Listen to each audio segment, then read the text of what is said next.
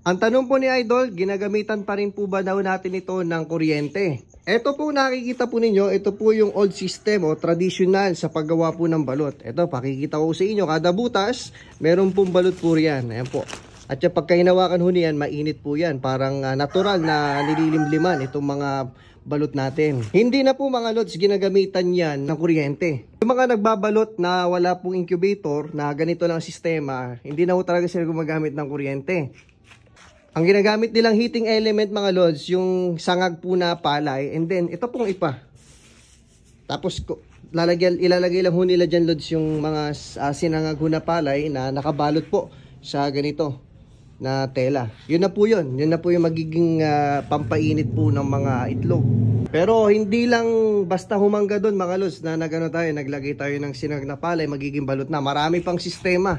Maraming requirement na kailangan pang gawin. Meron yung sala-sala na tinatawag or yung meron tinatawag na lansakan. Ewan ko, alam na alam yan mga lods, yung mga language yan ng mga nagbabalot. Yan, puro balot na po yan mga lods, mainit na po yan. Yan po. Natural na parang nililimliman yung ating mga itlog.